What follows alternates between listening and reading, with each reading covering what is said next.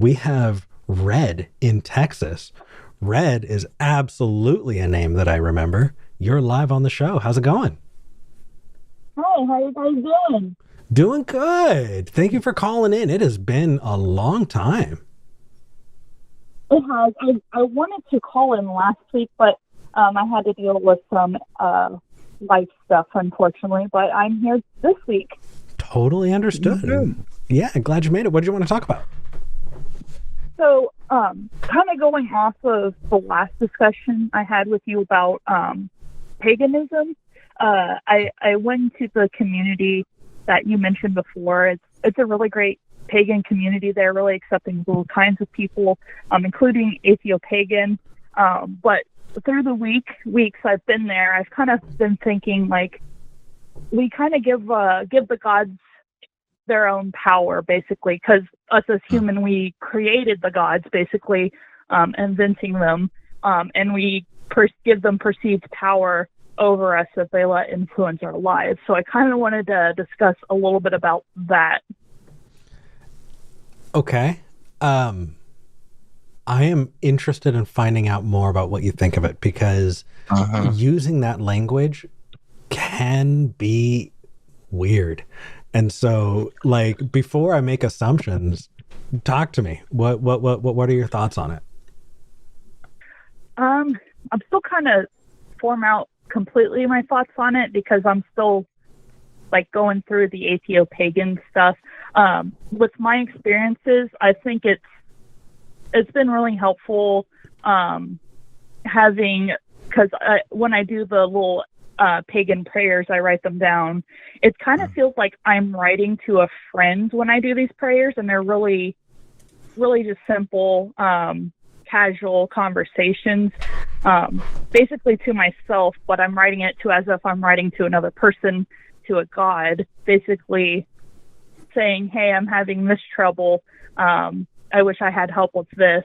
And I guess that makes me think I'm kind of having a conversation with like a perceived, like an imaginary friend almost, is how I see the Nordic gods. I don't know if they're actually there, and I don't have a reason to believe they're there, but it's extremely helpful to have somebody to have a perceived conversation with when I'm writing these things down, kind of like a journal.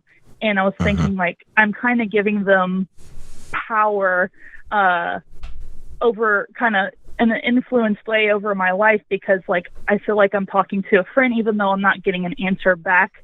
I was thinking how, in the same vein, other religions have this, like Christianity, they give God perceived power that they think that they're going to send them to hell, and they let that influence over their lives. And I was kind of thinking about that all across their religions, kind of. Sorry, I'm a little over the place. I'm trying to collect my thoughts as I think here. No, that's okay. I'm getting my thoughts together as you're talking. So, like, yeah. If I could just ask real quick, Red, it almost sounds like you're saying to me, and please, like, correct me if I'm way off base here. It almost sounds like you're kind of questioning, like, hey, is this practice that I've been engaged in, am I maybe taking it too far? Like, am I maybe verging on the edge of it not being okay anymore? Is that kind of what you're going for? Kind of not.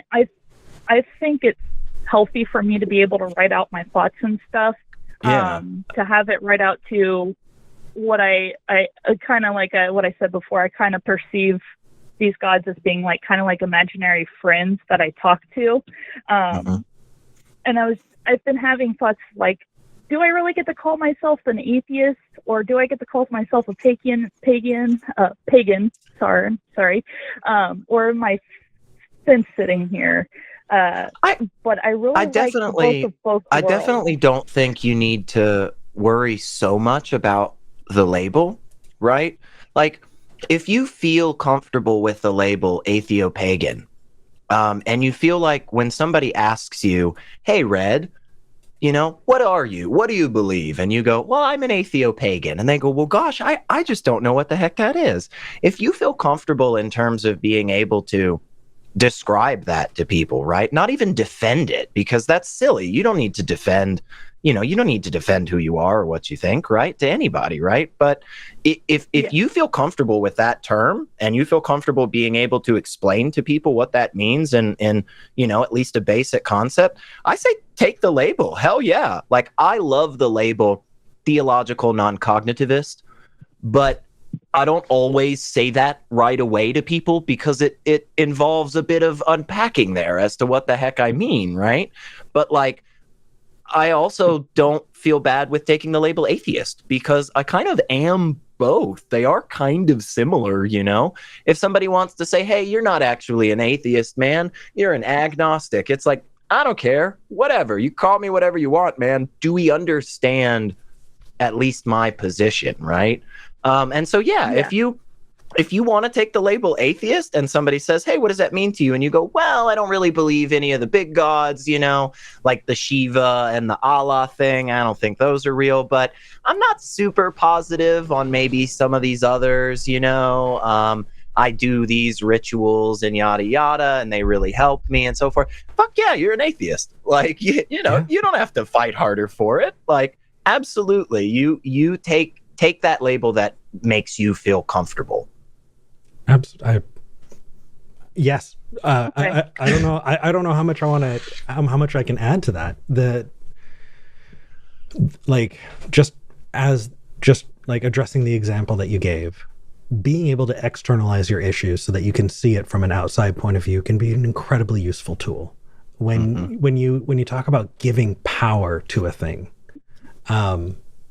there's a lot of language in there that makes me bring back my Christian, background. And so, are you giving it authority in your life, and that kind of stuff. That's what I was feeling like too. Yeah. That's why I was kind of like, I'm giving power to these things that may or may not be there. It kind of feels Christianity, but writing these things down really helped me to have like a perceived being listening to me as I write to them. I honestly think that that's part of the indoctrination, still talking. And that's something that you have just the same way that Elliot said, you don't owe it anything, and there's nothing that is what went on in my head. What I remembered as a pastor who would say that there are principalities in the world. There are realms that belong to certain, good and evil figures. And are you giving power to those principalities? And whether or not I believed it, it is definitely a style of thinking that I took with me, that I learned that I have to let go of. And you are not giving power to principalities. You are not, you are not boosting the actual like spiritual magic of some being. You are finding a culture that you're engaging with, that you're enjoying. And you are, finding useful tools, and however you want to frame that for yourself. It sounds like you you have a good head on your shoulders. You are able to recognize the difference between reality and fiction.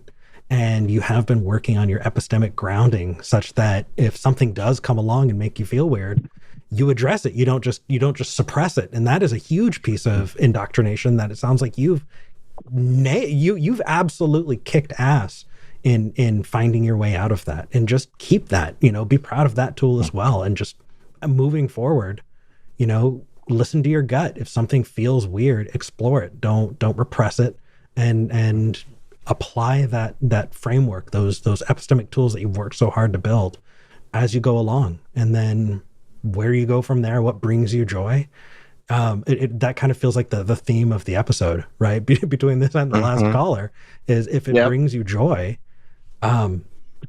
go for it. Like we're not going to gatekeep you. There are enough people that are going to be gatekeeping everywhere else. Oh yeah. Yeah. I've had the unfortunate experience with gatekeepers before. Thank you. This really kind of helped me collect my thoughts a little bit on it. I do absolutely agree with you on the indoctrination part. I'm still trying to kick a lot of indoctrination out from when I was a kid in Church of Christ stuff growing up, and that I've been learning, trying not to suppress it as much. So I've been working through it with a therapist, and she encouraged me that if this atheopagan stuff is helping me, I should absolutely be exploring it. Yeah. Good. And I liked that both you and Eric brought some of this Christianese in, because I do think that is definitely some of it that's playing on you. Like, I know with a lot of my Christian friends, they talk to me about worshiping science, or giving authority to all these other things in my life, and whatever. And it's just interesting, because truly that's just not at all the way that I see that stuff, right? And it because of the way that they view the world when it comes to how they should behave with God, how they should think about God, how God interacts in their life, and so forth. It is so all-encompassing in such a way that they really have trouble seeing it on the outside, where somebody's like, oh, no, man, I don't like worship the Renaissance Festival. I just really enjoy going. It's just a fun time. And they're like, well, you're giving authority to the Renaissance Festival in your life, and that's the guiding. It's like, no, it's not. I just enjoy hanging out on the weekends, man.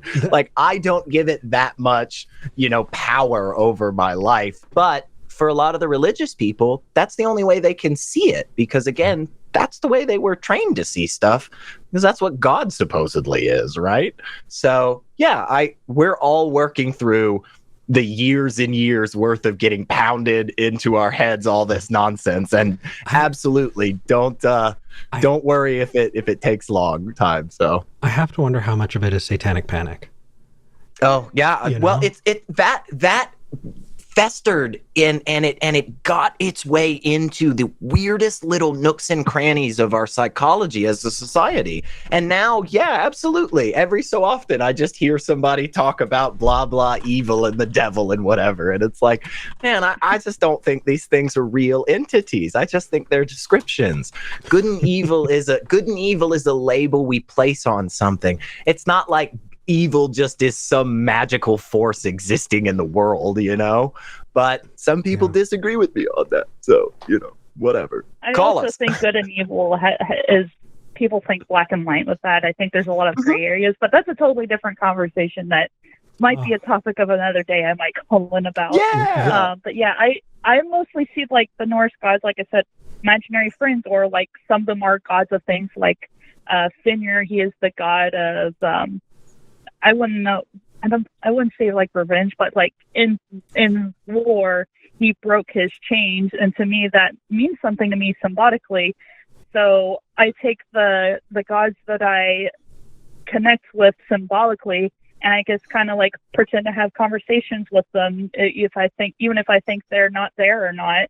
If they are there, then cool. If they're not, then it's still benefiting me. Yeah, and I would love to pick the brain of like a true believing pagan and see kind of what their take on it is. But from where I'm sitting, you're kicking ass. Yeah. And please, I try to. please do call in about the good versus evil thing, because man, what a conversation that is. It is a lot of fun. I might have to like write something out for that, because man, I have ADHD and I can't stay on one topic for long. No worries. I is everyone in this call? Do we all have ADHD? Elliot, do you? I don't. No? I do not have I've never been diagnosed with ADHD. I just think I have an inability to just I've never been diagnosed, but I'm pretty sure I have it. I took my But I've been screened many times for it, and I came up saying high positive for it. Yeah. It has definitely helped me for sure. But Red, thank you for calling in. I look forward to the next time we talk.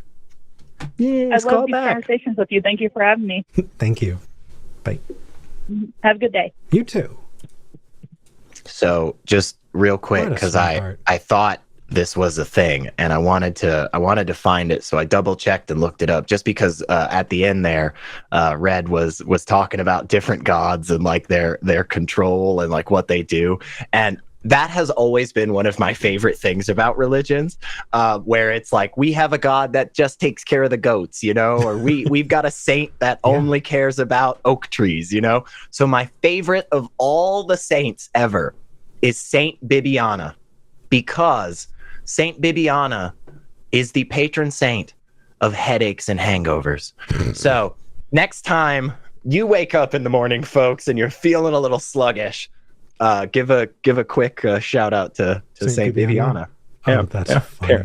Apparently there's a Catholic saint that takes care of your hangovers, guys. I can dig that. Yeah. Totally seems legit. This religion totally seems legit. One book that, it's funny thinking about it, it sprung to mind with this call. Have you read Small Gods by Terry Pratchett? No? Have you read anything by Terry Pratchett? I know who Terry Pratchett is. I've definitely heard some stuff, but never read a full book. You absolutely should. Discworld is an incredible universe to get into, and Small Gods has to do with gods who their believers and their faith congregations, under them have kind of gone away, and so they've lost their power, and they're much smaller and less influential. And it's funny. I feel like it looks at that exact viewpoint in a very silly way, and kind of contextualize it in a way that you can go, oh, that's fiction, right? Yeah. That's cool. So, I like that concept. Yeah, just if all the believers in Yahweh stopped believing, it's like Santa and the Tooth Fairy. If we all stop believing in Santa and the Tooth Fairy, they go away. Now you need to read Terry Pratchett, because there's a trilogy that follows Death, and the third one is called The Hogfather, and it absolutely talks about Santa. And yes. Wow. Yes. Okay.